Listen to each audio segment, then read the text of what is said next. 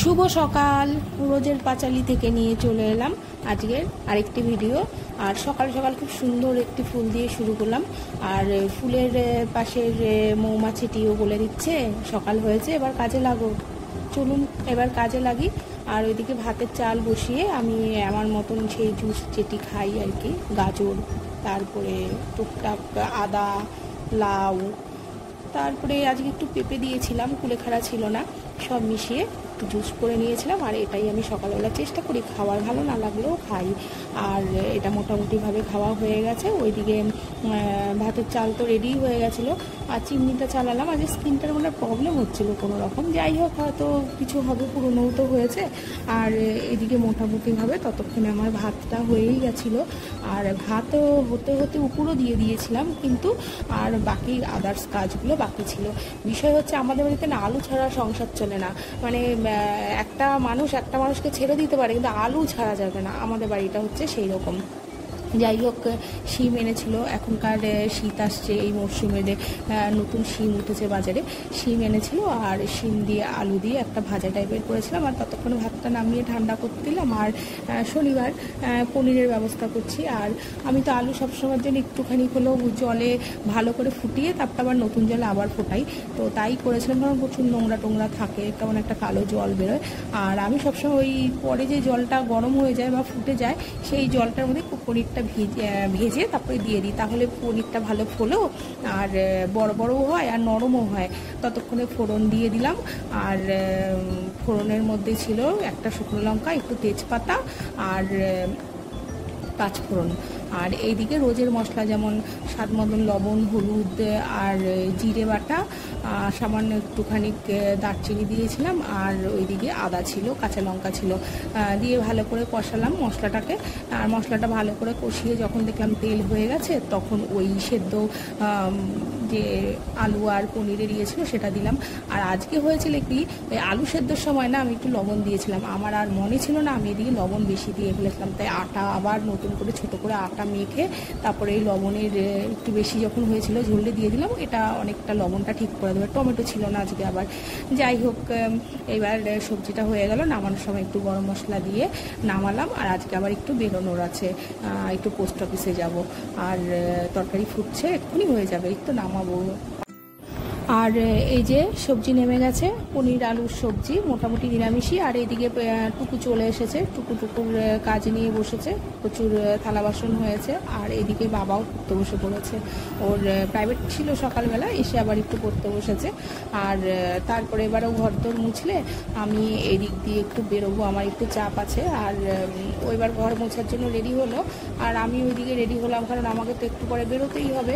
আর আমি যাব বলতে আমাদের যে ফাউন্ডেশনটা আছে, ফাউন্ডেশনের কিছু পার্সেল আছে, সেগুলো দিতে হবে। যেমন কোচবিহারে যাবে একটা, আর একটা শিয়ালদাতে যাবে, মুনমুন আর টুটিনি দেবীর। আর এই জন্য আমি ও কাজ করতে করতে আমি এদিকে রেডি হয়ে নিলাম। আর রেডি হয়ে এবার আমি যাব দোকানে, কারণ সুন্দরভাবে পার্সেল করাটা তো পর্যন্ত আমি করে ফেলেছি, কিন্তু সুন্দরভাবে ওটাকে পার্সেলটাকে প্যাক করার পরে যে ঠিকানাগুলো লাগাতে হয় বা আরও যেসব কাজগুলো আছে, এগুলো ওর বাবা ভালো পারে করতে। তাই এটা ওকে দিয়েই আমি কাজগুলো করাই। আর ও এগুলো করে দেবে বললো, তার জন্য আমি আর অতটা চাপ নিলাম না। আর আমি এখন এগুলোকে সুন্দরভাবে লাগালাম, একটা টুটিনি দেবীর, একটি মুনমুনের। আর নামগুলো দিয়ে রেখেছি, কারণ হচ্ছে কি, না হলে একই পার্সেল তো, দিয়ে কাছে ওটা, ওর কাছে যেটা চলে যাবে।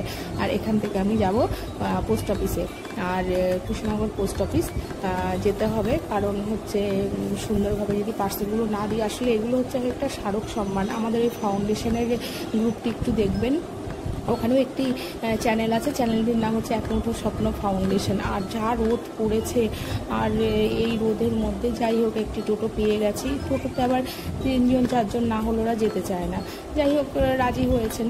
আর গেলাম, গিয়ে এত ভিড় পোস্ট অফিসে, দুনিয়ার যত কাজ মনে হয় আজকেই পড়েছে। আমি তো ভাবছি কখন হবে। যাই হোক, আমাদের মোটামুটিভাবে হলো, কারণ বাড়িতে গিয়ে আমার আবার কাজ আছে, কম বেশি তো থাকেই। ছেলেটাকে খেতে দেবো, আমরাও খাবো, দুপুর গড়িয়ে বিকেল হতে যাবে। আর না খেতে দিলেও কোনো ব্যাপার না, আমার ছেলের যদিও দুপুরবেলাটা, ও একবারই সকালবেলাটাই একটু মন ভরে খায়। যাই হোক, এই যে সেই পোস্ট অফিস, আর এগুলো পার্সেল করতে হবে। আর পার্সেল করতে গিয়ে দেখি এক একজন কম করে 15টা 16টা করে খাম নিয়ে এসছেন। সেই খাম এবার পার্সেল হবে, তারপরে আমার লাইনে। যাই হোক, দাঁড়িয়ে আছি, হোক আস্তে ধীরে। এবার ধীরে সুস্থে বাড়িতে যাব, বাড়িতে গিয়ে তারপরে টুকটাক যা হয় কাজগুলো। আর পার্সেল হলো মোটামুটি, আর মোটামুটিভাবে পার্সেলটা হয়েই গেছে। এত রোদ বলার মতো না।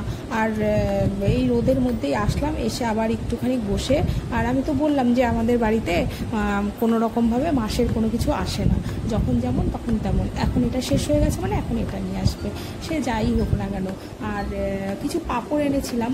এবার পাঁপড়গুলোকে না, গোল পাঁপড় তো এগুলো, ঠিক ওই মেলায় যে বড় বড় পাঁপড়গুলো থাকে না, সেই বড় পাঁপড়। এত বড় পাঁপড়গুলো যদি না ভাঙি না একটু সমস্যা হয়ে যাচ্ছে। তার জন্য আমি এগুলোকে না ছোটো ছোটো করে ভেঙে নিই। আর আগের কিছু পাঁপড় ছিল, দু রকমের পাঁপড়। এটা তো মানে একটু মশলা বেশি, ওটা একটু মশলাটা হয়তো ওটা চালের পাঁপড় হবে, আমি জানি না সঠিকটা। খেয়ে দেখলাম হ্যাঁ একটু আলাদা। আর ছেলেকে বললাম যে বাবা প্রায় 3টে বাজে, এবার তো ভাত খাওয়াটা। তো যাই হোক রাজি হয়েছে।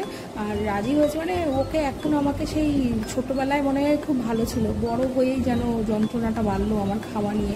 ছোটোবেলায় আমার ছেলে ভীষণ গুড বয় ছিল, এখনও গুড বয়, তবে খাওয়া নিয়ে একটু ব্যাড বয় হয়ে গেছে।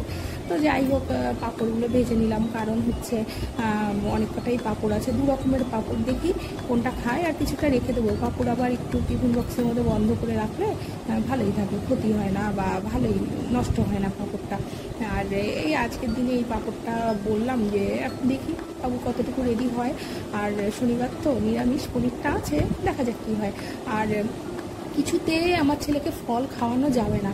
ওই আপেলটা যদি হয় তখন একটুখানি আপেলটা খাবে, নইলে কোনো রকমভাবে ওকে ফল খাওয়ানো যাবে না। মানে ফল খাওয়াতে গেলে যুদ্ধ কোনো রকমভাবে। যাই হোক, ওকে অনেক কষ্টে আমি কেটে কুটে দেখি, কিন্তু না পারি না। তো আজকে বকা দিয়েছি, বলেছি যে আজকে তোমাকে একটু ফল খেতেই হবে। দেখি কতটুকু খায়। রেডি হলাম ফলগুলো নিয়েও। আর এইদিকে সন্ধে নেমে গেছে। সন্ধে নেওয়ার পরে এখন তো জগদ্ধাত্রী পুজো আর বাকি ধরো আর 1 মাসের মতন। এই এখন আর লাইট বন্ধ হবে না। এই এখন কিন্তু আপনাদের প্রায় রোজই দেখাবো আমাদের বাড়ির লাইটের আলো, আমার বাড়িটা কত ঝলমল ঝলমল করে আছে। কারণ এরপরে তো আবার একটি বছরের অপেক্ষা, কবে লক্ষ্মী পুজো আসবে। লক্ষ্মী পুজোর পরে কালী পুজো, জগদ্ধাত্রী পুজো পর্যন্ত লাইটটা জ্বলবে। আর এই হলো আজকের ভিডিও, কেমন লাগলো জানাবেন।